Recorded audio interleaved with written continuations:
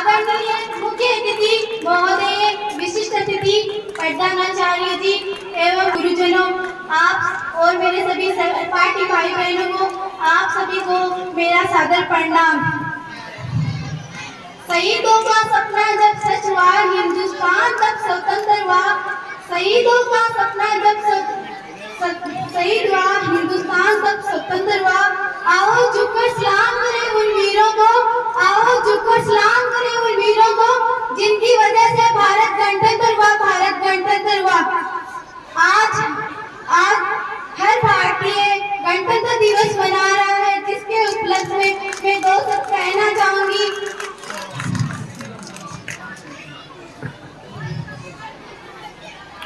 आज हर भारतीय धूमधाम से गणतंत्र दिवस मना रहे हैं, बड़े ही उत्साह और उमंग के साथ। ये गणतंत्र एक पर्व नहीं बल्कि गौरव और सम्मान की बात है, हर भारतीय का अभिमान है। अनगिनत वीर सपूतों ने अपनी प्राणों की आहुति देकर 15 अगस्त 1947 को हमें अंग्रेजी हुकूमत से आजादी दिलवाई।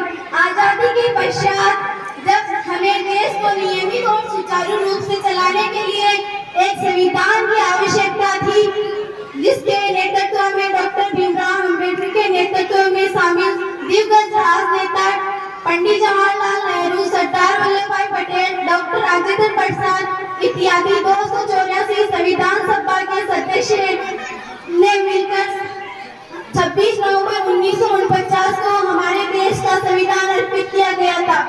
आज मैं इस गणतंत्र दिवस के पावन पर्व पर देशभक्ति और राष्ट्र निर्माण क्या है, इसके बारे में अपने विचार प्रस्तुत करना चाहूंगी। आज इस मुल्क का खतरा ना हिंदुओं से है ना मुसलमानों से है। आज इस मुल्क का खतरा ना हिंदुओं से है ना मुसलमानों से है। आज इस मुल्क का तकलीफ है तो सिर्फ और सिर्फ बेईमानों और गद्दारों से है।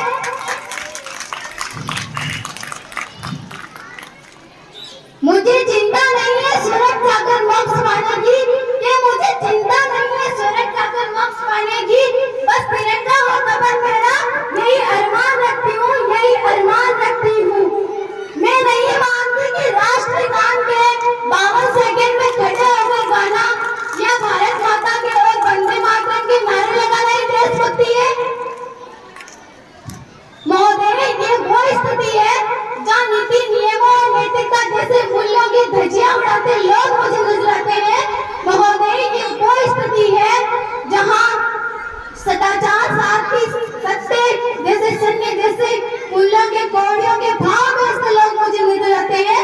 महोदय, ये वो स्थिति है जहाँ घर में दो सगे भाई भी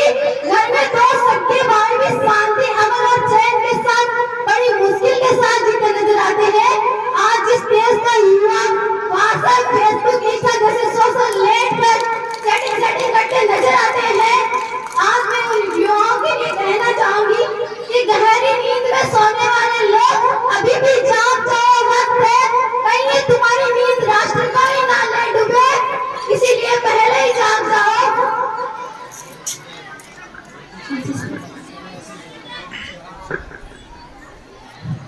एक सैनिक बनकर सेना में जाना ही देशभक्ति नहीं होती।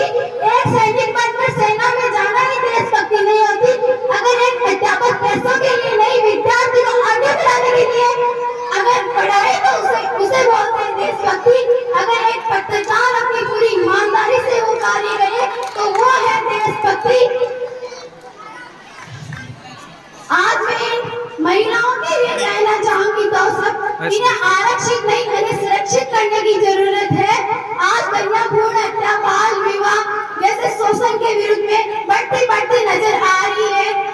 हमारा राष्ट्र निर्माण तब संभव होगा, हमारा राष्ट्र निर्माण तब संभव होगा जब एक गरीब की झोपड़ी को बदलकर उसका मकान होगा। हमारा राष्ट्र निर्माण तब संभव होगा जब किसानों के खेत में पानी पहुंचाया जाएगा। हमारा राष्ट्र निर्माण तब संभव होगा एक कॉलेज, विद्यालय में कहकर मंदिर कहलाएंगे। हमारा राष्ट्र निर्माण तब संभव होगा जब परीक्षाओं के पेपर लीक नहीं किए जाएंगे और युवाओं के भविष्य के साथ खिलवाड़ नहीं किया जाएगा।